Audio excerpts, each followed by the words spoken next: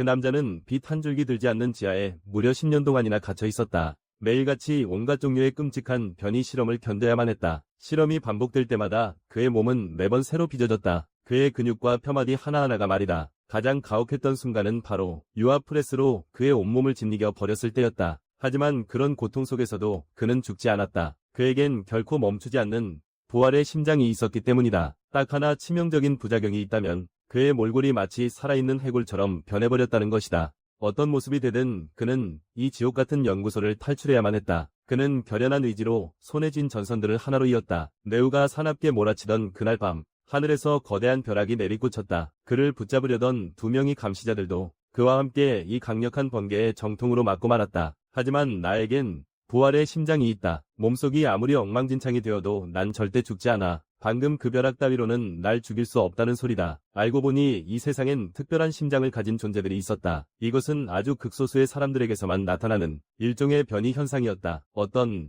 심장 변이자냐에 따라 각자가 가진 잠재력 또한 천차만별이었다. 사람들은 그들을 심장 변이자라고 불렀다. 평범한 이들은 이를 신의 축복이라 떠받들었지만 나에게는 그저 코웃음 나오는 소리일 뿐이다. 이 심장이야말로 나를 이런 시궁창으로 몰아넣은 원흉이니까 매일 이런 쓰레기 같은 것들로 끼니를 때워야 한다니. 하지만 지금은 찬밥 더운밥 가릴 처지가 아니다. 배고파서 미치기 일보 직전이라 눈에 뵈는 게 없으니까 그저 뭐라도 빨리 입에 넣고 싶을 뿐이다. 그때 누군가 막 버리고 간 빵 조각이 눈에 들어왔다. 오늘은 운수가 꽤 좋은 모양이다. 이 빵은 상한 냄새조차 전혀 나지 않았으니 말이다. 그런데 갑자기 강아지 한 마리가 내 곁으로 다가왔다. 녀석도 나처럼 배가 많이 고픈 모양이다. 난 빵을 반으로 떼어 강아지에게 건네주었다. 강아지는 정말이지 눈곱만큼의 망설임도 없이 내가 준 빵을 넙죽 받아먹었다. 강아지에게 밥을 나눠주고 난 뒤 골목 안쪽에서 웬 다투는 소리가 들려오는 것을 발견했다. 난 곧장 경계하며 앞쪽의 동태를 살폈다. 설마 연구소에서 보낸 추적자들인가? 하지만 자세히 살펴보니 양아치 셋이서 한 여학생을 괴롭히며 수작을 부리고 있었다. 그제야 긴장이 풀리며 안도의 한숨이 나왔다. 보아하니 그냥 흔한 거리의 양아치들인 것 같군. 여학생의 눈빛은 당혹감과 공포로 흔들리고 있었다. 그런데 그녀의 손에 들린 사료 뭉치가 보였다. 설마 이 근처 길강아지들에게 밥을 주러 온 건가? 그 생각이 들자마자 난 바로 앞을 가로막고 섰다. 너희들 그만두지 못해. 가까이 다가갔는데도 한 놈이 여전히 깐족거리고 있었다. 난 목소리를 낮게 깔고 으스스하게 읊조렸다. 왜 멈추지 않는 거지? 녀석들은 대수롭지 않다는 듯 내 모자를 확 벗겨버렸다. 그리고 내 맨얼굴을 마주한 순간 사색이 되어 자지러졌다. 그 틈을 타난 손에 든 쇠파이프를 가볍게 휘둘렀다. 여기서 계속 행패 부릴 생각이라면 당장 내 눈앞에서 사라지는 게 좋을 거다. 놈들도 바보는 아니었는지 뒤도 안 돌아보고 쏜살같이 골목을 빠져나갔다. 그녀 역시 내 모습에 크게 놀란 기색이었다. 난 최대한 부드러운 표정을 지으며 그녀에게 다가갔다. 저기요, 학생, 어디 다친 데는 없나요? 이제 그쪽이 나를 좀 도와줘야겠어요. 그녀는 지금 속으로 엄청나게 당황했을 것이다. 등교 첫날부터 이런 말도 안 되는 일을 겪게 될 줄이야. 그런데 이어진 나의 행동에 그녀는 그만 멍하니 굳어버렸다. 내가 바닥에 떨어진 사료를 아무렇지 않게 주워 먹기 시작했으니까 나에겐 그 사료가 그야말로 천상의 맛이나 다름없었다. 그녀는 아연실색한 표정으로 나를 바라보았다. 사람이 왜 개사료 같은 걸 좋아하는지 도무지 이해할 수 없었다. 그의 눈에 서린 의욕을 나도 충분히 느낄 수 있었다. 그럼에도 나는 그쪽에게 나직이 미안하다고 사과했다. 어찌됐든 내 흉측한 몰골이 그를 겁먹게 한 건 사실이니까 혹시 실례가 안 된다면 저에게 이게 사료를 좀 주실 수 있나요? 여자는 그저 역겹다는 듯 인상을 찌푸릴 뿐이었다. 살면서 개 사료를 구걸하는 사람은 난생 처음 보았기 때문이다. 결국 그녀는 겁에 질려 허겁지겁 그 자리를 도망치듯 떠나버렸다. 그 양아치 놈들이랑 같이 그냥 다 꺼져버려. 사실 이런 반응은 진작부터 예상하고 있었던 일이다. 하지만 딱히 개의치 않는다. 이런 취급을 받는 게 이번이 처음도 아니지 않은가. 적어도 이제는 누구의 눈치도 보지 않고 이게 사료를 먹을 수 있게 됐다. 그런데 소녀는 멀리 도망가지 않았다. 오히려 골목 모퉁이에 숨어 계속 나를 관찰하고 있었다. 그녀의 마음속엔 여전히 기이한 호기심이 감돌았다. 저 존재가 살아있는 사람인지 아니면 죽은 시체인지 알 길이 없었기 때문이다. 멀쩡히 살아있는 사람이라면 저런 끔찍한 모습일 리가 없었다. 그러다 문득 소녀의 머릿속에 한 가지 의문이 스쳤다. 혹시 저 사람이 말로만 듣던 심장변이자일까? 만약 그렇다면 지금의 이 상황이 모두 설명이 된다. 소녀는 전부터 심장변이자에 대한 소문을 익히 들어왔다. 그들은 상상을 초월하는 온갖 능력을 지닌 존재들이라고 했다. 무엇보다 저 사람은 방금 위험에 처한 나를 구해주지 않았던가. 그런데 나는 생명의 은인에게 너무나 무례하게 굴고 말았다. 거기까지 생각이 미치자 소녀는 용기를 내어 내 곁으로 다가왔다. 그녀는 가방에서 떨리는 손으로 조심스럽게 먹을 것을 꺼냈다. 저기, 배고프시면 이거라도 좀 드셔보실래요? 이거 방금 제가 서브웨이에서 산 샌드위치예요. 나는 순간 내 귀를 의심할 수밖에 없었다. 꿈인지 생시인지 몰라 나는 다시 한번 되물었다. 이걸 정말 저에게 주시는 건가요? 소녀가 고개를 끄덕이며 확답을 주자 나 역시 파르르 떨리는 손을 내밀어 그것을 받았다. 이런 괴물 같은 몰골을 하고 누군가에게 따뜻한 음식을 건네받은 건 내 인생에서 처음 있는 일이었다. 나는 손에 쥔 샌드위치를 뚫어지게 응시했다. 지하철역 근처였는지 아니면 어느 차가운 쓰레기통 옆이었는지 몰라도 어디선가 본 적 있는 포장지였다. 내 처제는 꽤나 비싸고 귀한 음식처럼 보였다. 버려진 것만 먹어온 나에게 있어서 이 샌드위치의 맛은 그야말로 천국의 맛 그 자체였다. 세상에 이보다 더 경이로운 맛을 가진 음식이 또 존재할 수 있을까 싶을 정도로 충격적이었다. 빵 사이에는 아삭한 채소가 듬뿍 들어있었고 고소한 고기 냄새가 진동했다. 이런 맛을 한 번이라도 느낄 수만 있다면 지금 이 순간 죽는다 해도 아무런 후회가 없을 것 같았다. 그렇기에 나는 확신할 수 있었다. 내 눈앞에 이 소녀는 하늘이 보내준 아름다운 꼬마 천사라는 것을. 천사는 나를 뭐라고 불러야 할지 조심스레 물어왔다. 계속 해골 아저씨라고 부를 수는 없으니까요. 내 짐작은 틀리지 않았다. 그녀는 정말이지 마음씨 고운 천사였다. 나를 바라보는 눈빛도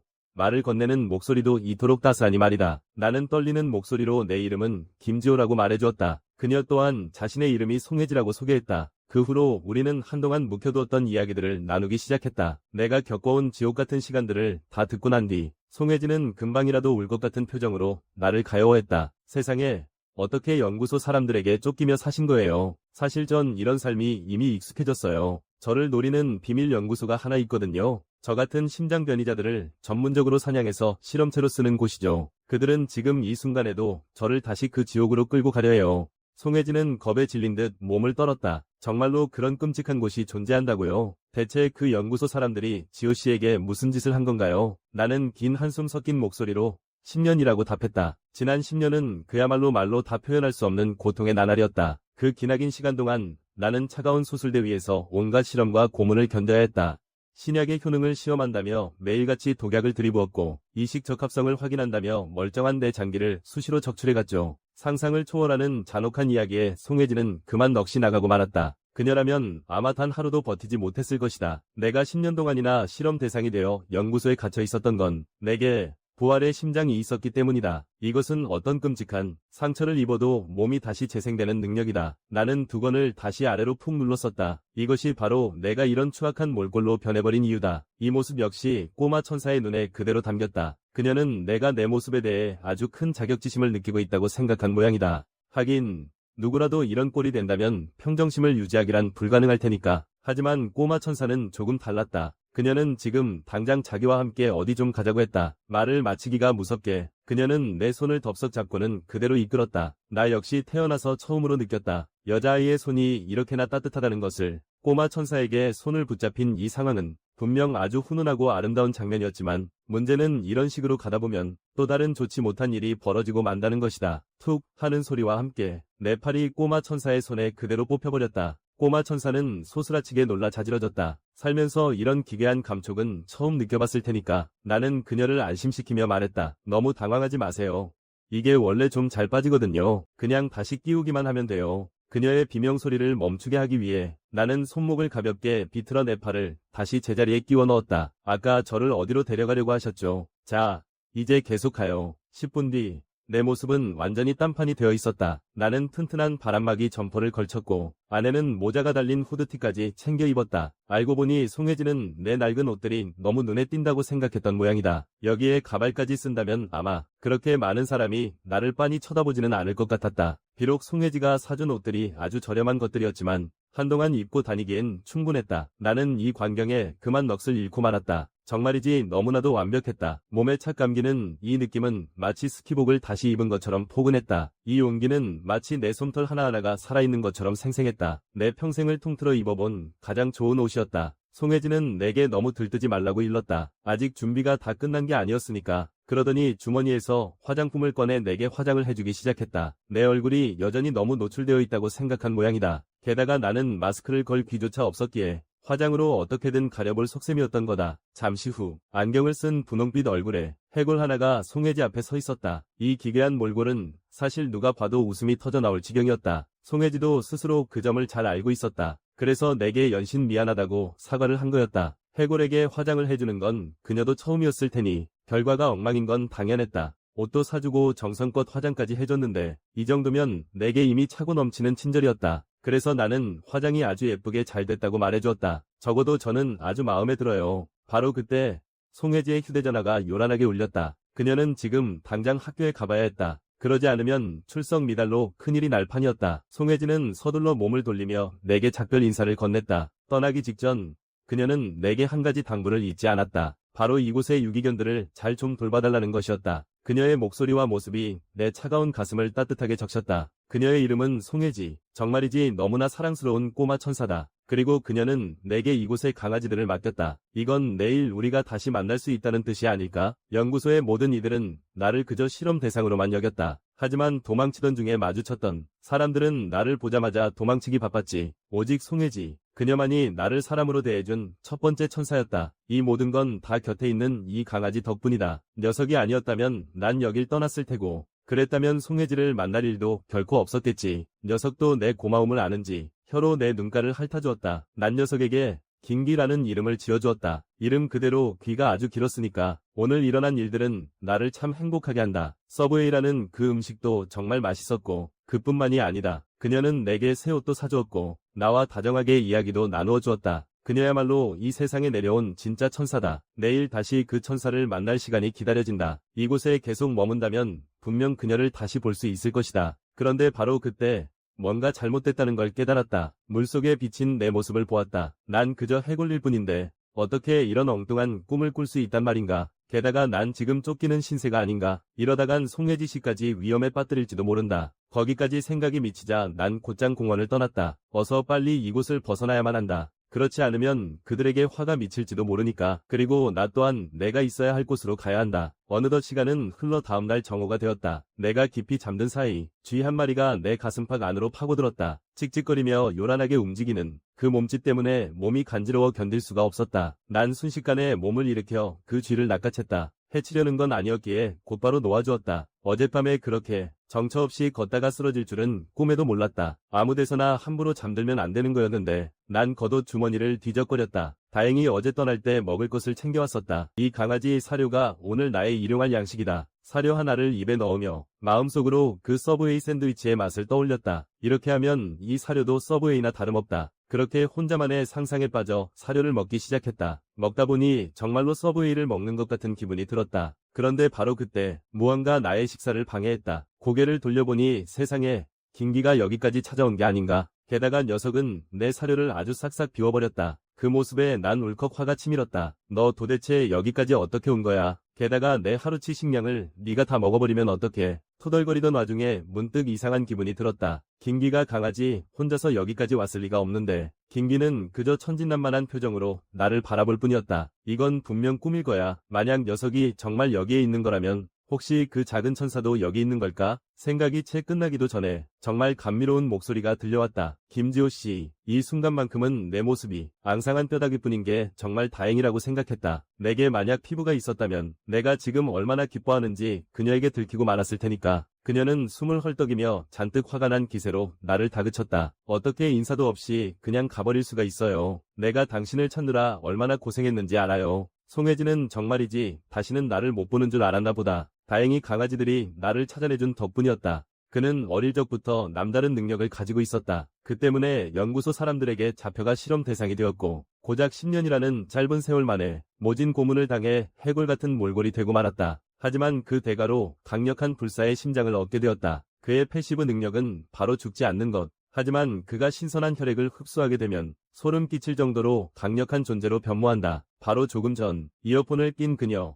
혜지가 이튿날 마침내 나를 찾아왔다. 그리고 나에게 먹을거리를 잔뜩 가져다 주었다. 손에 든 간 만든 우유 비스킷을 바라보니 이건 분명 꿀맛일 것 같다는 생각이 들었다. 그저 살짝 한 입 맛보았을 뿐인데 두 눈에서 왈칵 눈물이 쏟아지기 시작했다. 뜨거운 눈물이 흐를 만큼 가슴 벅찬 맛이었다. 정말이지 너무나도 맛있다. 송혜지가 깔깔대며 크게 웃었다. 아저씨 표정 진짜 너무 웃겨요. 이 콜라도 한번 마셔봐요. 바로 그때였다. 내 뼈가 다시 자라나고 있다는 사실을 깨달았다. 송혜지 역시 이 광경이 믿기지 않는 듯했다. 뼈가 육안으로 보일 만큼 빠른 속도로 재생되고 있었다. 이런 속도라면 며칠만 지나면 완전히 회복될 것 같다고 그녀는 생각했다. 하지만 현실은 그렇지 않았다. 보통 완전히 회복되려면 몇 년은 좋게 걸린다. 그 말을 들은 송혜지는 소스라치게 놀랐다. 회복을 앞당길 다른 방법은 정말 없는 거예요. 사실 다른 방법이 아예 없는 건 아니다. 대량의 혈액을 계속해서 흡수하는 것. 하지만 굳이 그 이야기를 꺼낼 필요는 없었다. 송혜지가 겁을 먹을 수도 있기 때문이다. 그래서 나는 적당히 둘러대기 시작했다. 그건 실험실에서나 가능한 방법이야. 지금은 그냥 잘 챙겨 먹기만 해도 충분해. 예전 연구소에 있었을 때 그들은 내 몸을 생체 실험에 이용하려고 수단과 방법을 가리지 않고 내 회복을 도왔다.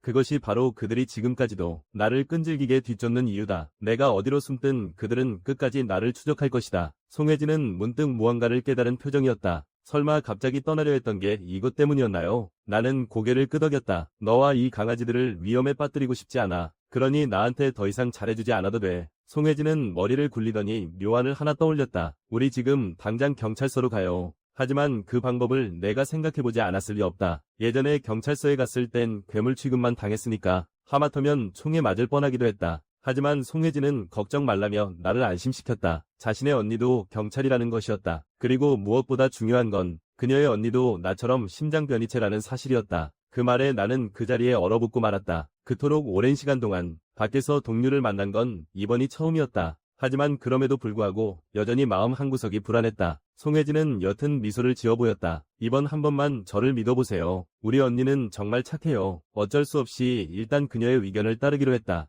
그녀의 언니가 있는 곳으로 향했다. 잠시 후 송혜지는 강아지들과 작별 인사를 나누었다. 오늘은 일찍 집에 들어갈게. 너희들끼리 재미있게 놀고 있어. 그녀는 강아지들에게 다정하게 말했다. 곧 보호소에 대한 소식을 들을 수 있을 거라고. 그때가 되면 꼭 말 잘 들어야 한다. 그녀가 강아지들과 인사를 하는 동안 나 역시 장희를 빤히 바라보았다. 이번에 도움을 받을 수 있었던 건 정말 녀석 덕분이었다. 장희에게 진심으로 고마웠다. 이번만큼은 절대로 겁쟁이처럼 도망치지 않을 것이다. 나는 장희에게 여기서 내가 돌아올 때까지 기다리라고 했다. 돌아올 때 분명 맛있는 걸 사다 주겠다고 약속하며 그렇게 우리는 이곳의 강아지들과 작별을 고했다. 3년 동안 쫓기며 떠돌던 끝에 마침내 누군가 나에게 먼저 손을 내밀어 주었다. 기분이 참 묘했다. 누군가 나를 도와주려 할 줄은 꿈에도 몰랐다. 이제 더 이상 도망치지 않아도 되는 삶이 올 것 같았다. 바로 그 순간이었다. 뒤에서 날카로운 자동차 경적 소리가 들려왔다. 고개를 돌려 확인하려는 찰나 자동차 한 대가 내 몸을 향해 무서운 속도로 돌진해왔다. 그 광경에 모든 사람이 얼어붙었다. 송혜지 역시 마찬가지였다. 화당하는 굉음과 함께 내 몸은 멀리 튕겨나갔다. 안경은 산산조각이 났고 몸을 감싸고 있던 변장도 전부 엉망이 되어버렸다. 머리가 바닥에 세게 부딪히며 정신이 아득해졌다. 이어지는 흐릿한 시야 속에서 빡빡이 덩치 하나가 송혜지를 붙잡는 것이 보였다. 그가 큰 소리로 외쳤다. 지호님, 사람들이 몰려오기 전에 빨리 저 해골 새끼 잡아. 순식간에 여러 명이 내게 달려들었다. 덩치 큰 놈 둘에게 붙잡힌 나는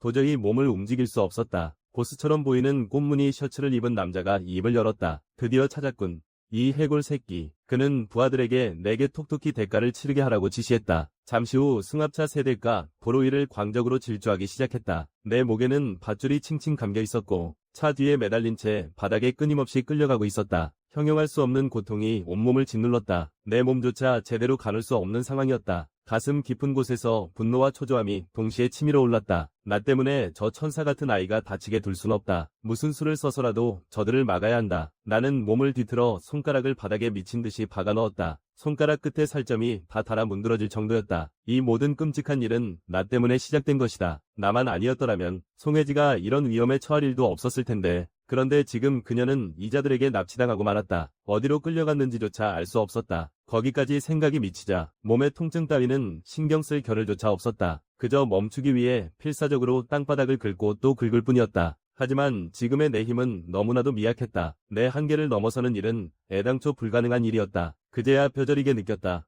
이 능력이 얼마나 보잘것없는지. 난 아무것도 할 수 없었다. 그저 눈앞에서 벌어지는 일을 무력하게 지켜볼 뿐이었다. 누군가 제발 나를 구해주길 바라고 또 바랐다. 아니, 나는 그렇다 쳐도 송혜지만큼은 꼭 구해야 했다. 고개를 드니 개들이 발을 맞춰 달려드는 모습이 보였다. 내 뒤로 여러 마리의 개가 나타난 것이었다. 녀석들은 분노에 가득 차 앞서가는 승합차를 무섭게 뒤쫓았다. 녀석들은 자신의 몸에 난 상처 따위는 안중에도 없었다. 그저 끊임없이 이빨로 밧줄을 물어뜯을 뿐이었다. 개들이 온 힘을 다해 매달린 끝에 기적처럼 정말로 해내고야 말았다. 내 목을 옥죄고 있던 이 밧줄이 단 10초 만에 녀석들의 이빨에 처참히 끊어져 나갔다. 뒤이어 차가 180도로 크게 미끄러지며 멈춰섰다. 그 장면을 보는 순간 불길한 예감이 뇌리를 스쳤다. 서둘러 개들에게 어서 여기서 도망치라고 소리쳤다. 커다란 손 하나가 문틀을 꽉 움켜쥐더니 건장한 체구의 그림자가 차에서 천천히 내려왔다. 터벅터벅, 터벅터벅 여러 명의 발소리가 차에서 내려 천천히 다가왔다. 개들은 그자들을 향해 멈추지 않고 거세게 짖어댔다. 나만은 알고 있었다. 이 상황이 얼마나 위험한지, 무슨 일이 있어도 당장 이곳을 벗어나야만 한다. 처절하게 울려 퍼지는 개들의 비명소리에 내 심장은 갈기갈기 찢어지는 듯했다. 뭐라도 해야만 했다. 하지만 개들은 그 인간 말종들의 상대가 되지 못했다. 무자비한 매질 몇 번에 여러 마리가 그 자리에서 쓰러졌다. 나는 고통을 견디며 간신히 몸을 일으키려 했었다. 일어나야 한다. 반드시. 짐승인 개들조차 나를 위해 목숨 걸고 싸우고 있지 않은가. 내가 이대로 무너질 수는 없다. 그때 무언가 머릿속을 스치고 지나갔다. 피를 마실 수만 있다면 조금이라도 힘을 회복할 수 있을지도 모른다. 내 마지막 희망은 오직 하나였다. 개들이 흘린 저 핏자국 앞까지 기어가는 것. 아주 조금이라도 닿기만 하면 된다. 내 몸이 저 앞에 핏덩어리와 점점 가까워졌다. 이제 한 걸음만 더 가면 닿을 수 있다. 바로 그때였다. 한 남자의 고함 소리가 들리더니 개 한 마리가 단말마의 비명을 지르며 내 앞에 쓰러졌다. 그 녀석은 내가 가장 아끼던 장이었다. 나는 충격으로 그 자리에 얼어붙고 말았다. 죽었다. 전부 죽어버렸다. 전부 나 때문에 죽은 것이다. 장이가 나를 구하려다 여기서 목숨을 잃었다. 바둑이도 나를 구하려다 여기서 죽어갔다. 추욱이 역시 나를 구하려다 이곳에서 죽었다. 결국 나 때문에 이런 일이 벌어지다니. 나 하나 때문에 너무나 많은 생명이 희생되었다. 이제 내 마음속에는 오직 한 가지 생각뿐이다. 그것은 복수다. 반드시 피로 이 원수를 갚고야 말겠다. 여자친구를 구하려다 수십 발이 총탄을 맞은 남자. 하지만 그는 죽기는커녕 싸울수록 오히려 더 강해집니다. 그에겐 부활의 심장이 있기 때문이죠. 혈액을 흡수하기만 하면 자신의 능력을 한계치까지 끌어올릴 수 있습니다. 바로 조금 전 나를 구하려던 유기견들이 이곳에서 모두 죽음을 맞이했습니다. 내 안의 분노는 이제 폭발 직전입니다. 녀석들의 원수를 반드시 갚아줘야 합니다. 분노가 나에게 초인적인 힘을 가져다 준 것일까요? 주변에 흩어진 개들의 혈액이 전부 내 심장을 향해 무서운 속도로 모여들기 시작했습니다. 다음 순간 내 몸 주변으로 거대한 핏빛 회오리 바람이 휘몰아쳤습니다. 발끝부터 다시 살점이 돋아나기 시작하더니 끊어졌던 신체 부위들이 서서히 맞물려 고정되었습니다. 내장 기관들까지 순식간에 재생되었습니다. 찰나의 순간에 내 몸의 절반이 혈액의 힘으로 완벽하게 복구되었습니다. 이건 내 자신조차 믿기 힘든 광경이었습니다. 혈액 흡수에 이런 사기적인 기능까지 있었단 말인가. 잠시 시간이 흐른 뒤 내 몸은 머리부터 발끝까지 완전히 재생되었습니다.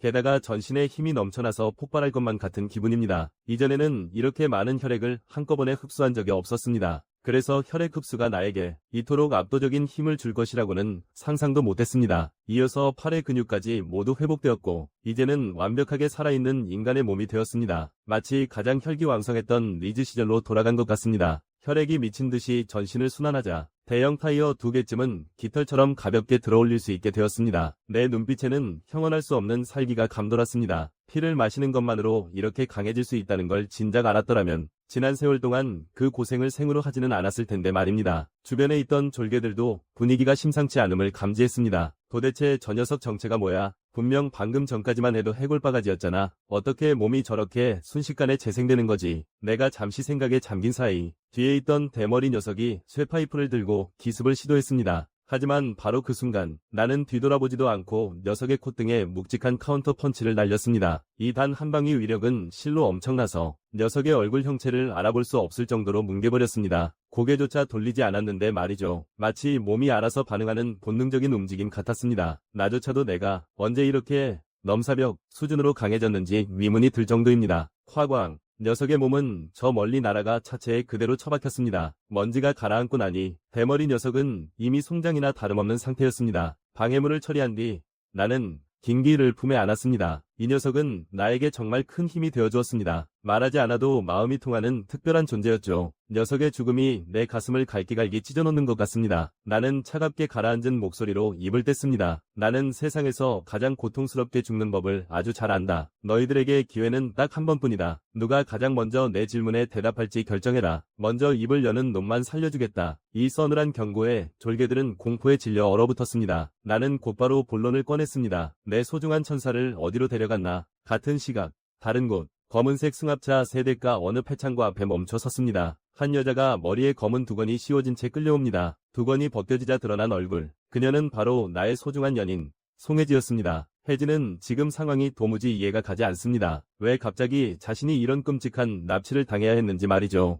혜지가 고개를 들자 그녀의 앞에는 10여 명이 살벌하게 생긴 사내들이 그녀를 뚫어지게 노려보고 있었습니다. 송혜지의 안색은 순식간에 창백해졌습니다. 그녀는 자신이 지금 어디에 있는지조차 알 길이 없습니다. 혜지의 앞에는 차가운 수술대 하나가 놓여 있었는데 그 위에서는 인체 장기 적출 작업이 한창이었습니다. 그때였습니다. 커다란 손 하나가 혜지의 머리채를 거칠게 잡아챘습니다. 이 계집애.